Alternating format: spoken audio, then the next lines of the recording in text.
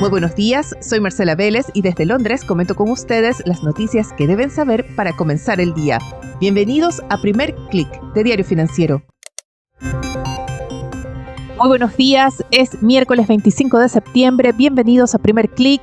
El tema de hoy, China sigue sumando estímulo, pero la OCDE proyecta que no será suficiente.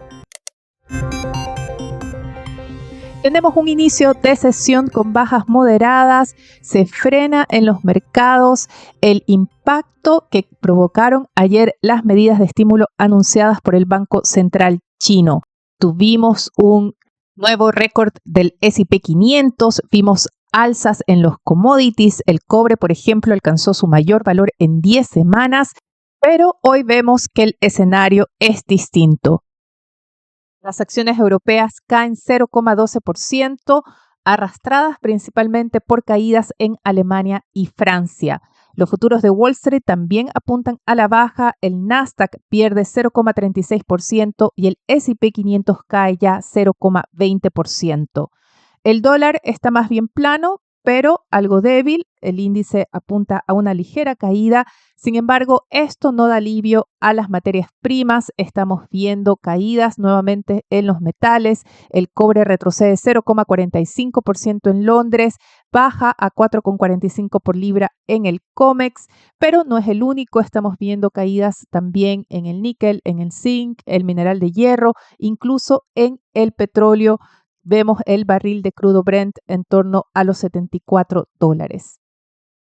Una excepción es Asia. El índice regional en Asia avanzó 0,21%, impulsado exclusivamente por el avance de las acciones chinas. Tenemos una extensión del rally iniciado ayer. La bolsa de Shanghái subió más de 1%. Después de que el Banco Central de China anunciara una nueva medida de estímulo.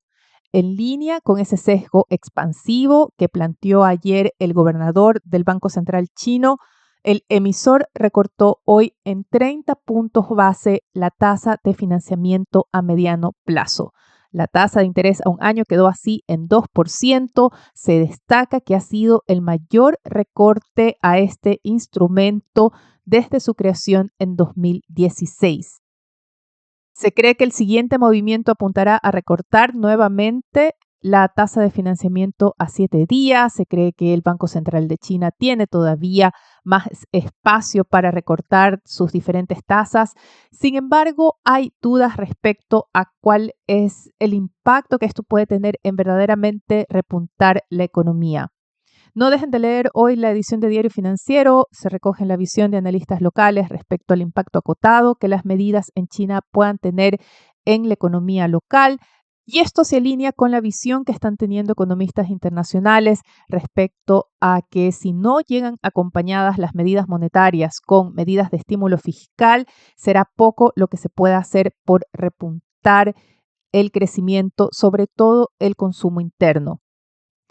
Algo de esto se recoge en las proyecciones que presenta esta mañana la OCDE. Es una actualización a su escenario económico mundial y en él destaca que el organismo está anticipando que China no cumplirá este año con su meta de crecimiento de 5%, se quedaría un poco por debajo con un crecimiento de 4,9%, pero lo más importante es que proyecta que la desaceleración va a continuar y marcaría en 2025 un crecimiento de 4,5%.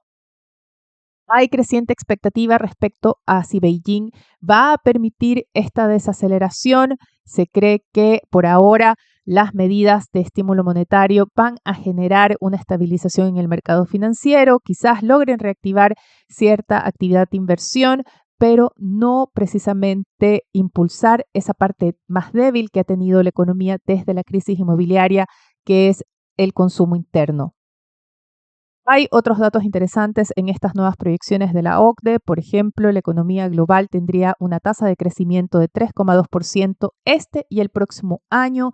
India e Indonesia serían las economías emergentes de mayor crecimiento. Habría también un repunte importante de Arabia Saudita el próximo año y también uno en Argentina. La OCDE proyecta que la economía argentina se contraerá este año un 4%, para repuntar en 2025 con un crecimiento de 3,9%. El mercado, sin embargo, mira a Estados Unidos. La OCDE prevé que la economía estadounidense está efectivamente en un periodo de desaceleración. La tasa de crecimiento de Estados Unidos bajaría de 2,6% este año a 1,6% en 2025. Y este pronóstico se alinea con la idea de un aterrizaje suave de la economía. Hay que tener en cuenta que 1,6% es bajo el potencial de Estados Unidos, que es en torno a un 2%. Y lo interesante de esto es que la Fed ha advertido, lo dejó muy claro Jerome Powell en su discurso en Jackson Hole, que no les gustaría ver una desaceleración mayor, sobre todo si tiene impacto en el mercado laboral. Así que ahí tienen otro elemento que seguramente los analistas, los inversionistas van a poner en la balanza. Y hay que decir que esta especulación en torno a qué hará la Fed en su próxima reunión, si tendremos un nuevo recorte consecutivo de 50 puntos base o si va a moderar el paso de las bajas de interés, es lo que está dominando el debate en los mercados. A pesar de otros titulares, es todavía lo que concentra la atención. En la agenda para hoy no tenemos a banqueros centrales que den más pistas en este debate, tampoco tenemos muchos eventos económicos, sí tenemos la publicación de las ventas de viviendas nuevas en Estados Unidos correspondientes a agosto. Salgamos del debate sobre la Fed y los datos económicos y vayamos a noticias de empresas. Es la alemana S&P la protagonista de la sesión en Europa.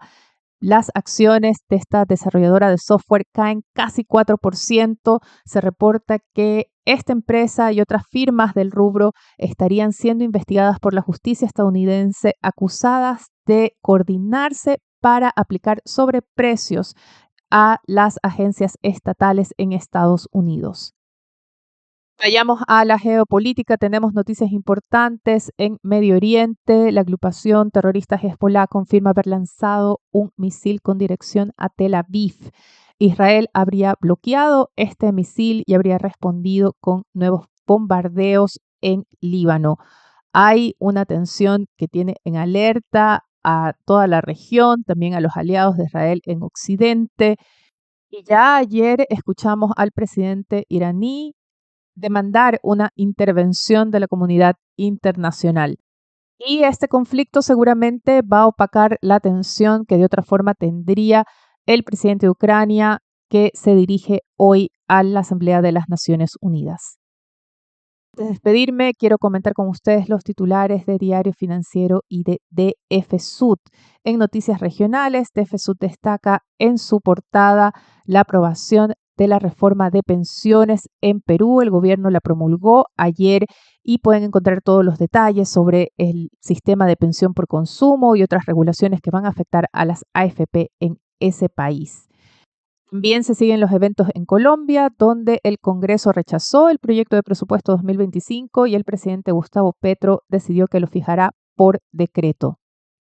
En Diario Financiero, el titular contrasta los proyectos de inversión de dos grandes empresas en Chile. Se trata de Colbún y Arauco.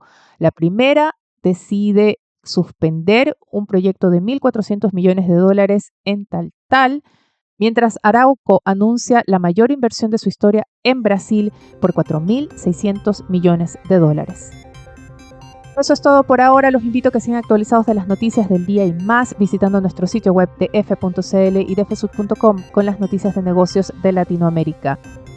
No dejen de darnos su comentario, su calificación en cualquiera sea la plataforma que estén escuchando este podcast. Eso nos va a ayudar a crecer. Gracias desde ya. Les deseo que tengan un buen día. Nosotros nos reencontramos mañana.